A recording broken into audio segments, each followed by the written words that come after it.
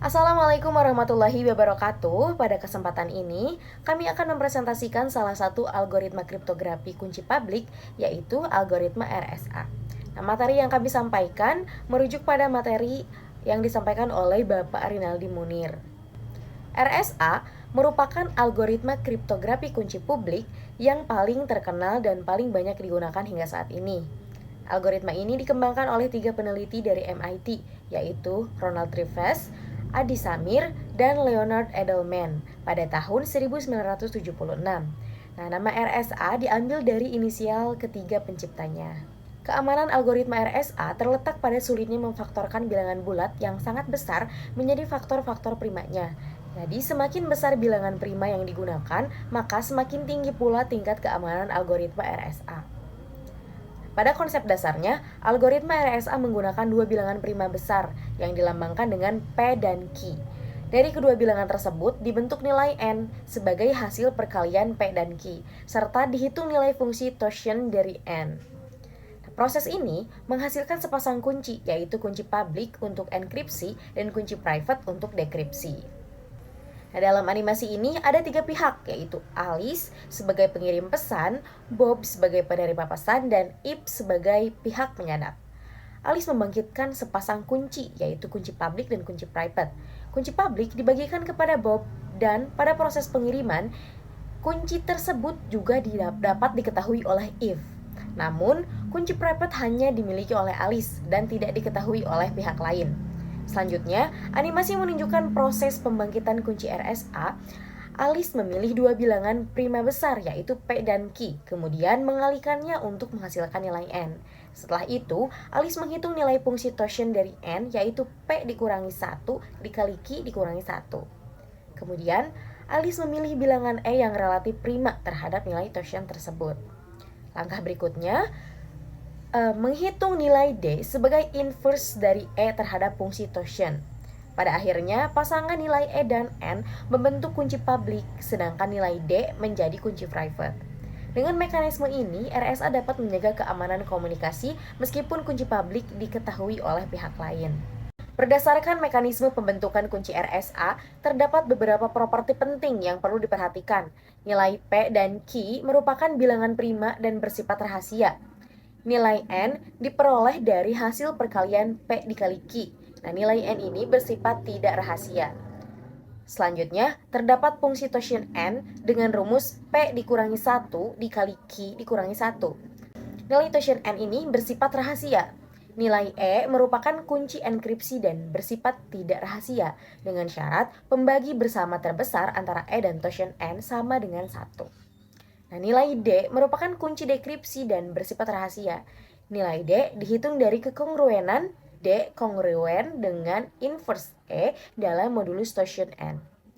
Nah, dalam proses enkripsi, pesan asli disebut M atau plain text dan bersifat rahasia, sedangkan hasil enkripsinya disebut C atau ciphertext dan bersifat tidak rahasia.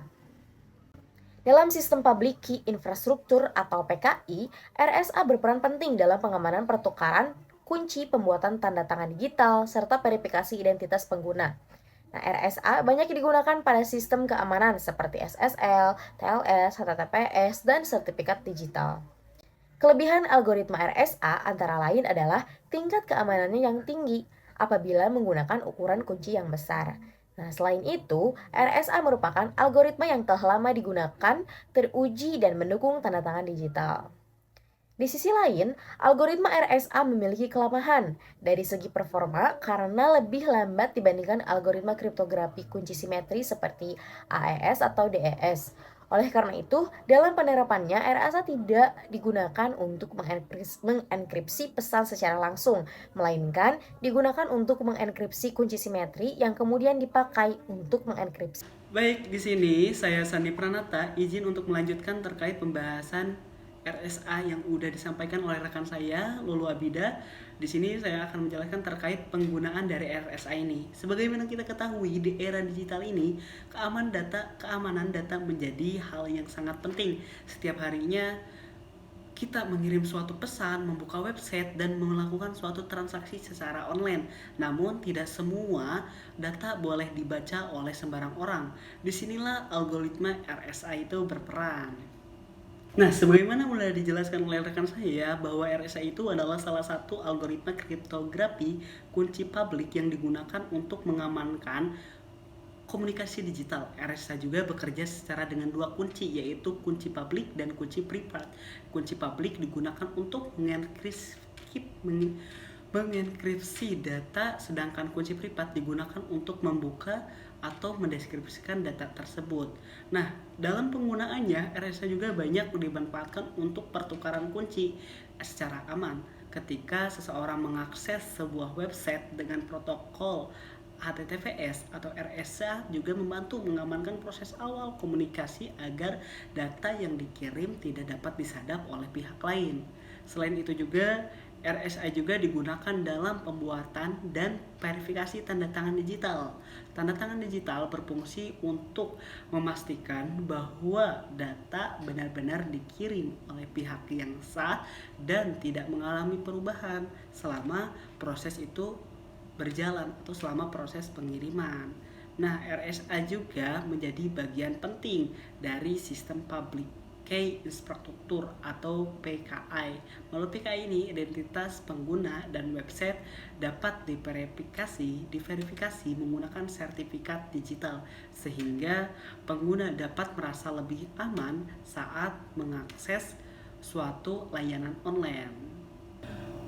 Meskipun memiliki tingkat keamanan yang tinggi, RSA juga tidak digunakan untuk mengenkripsi data dalam jumlah besar karena prosesnya relatif lambat. Oleh karena itu, dalam praktiknya RSA juga hanya digunakan untuk mengamankan suatu kunci enkripsi sementara.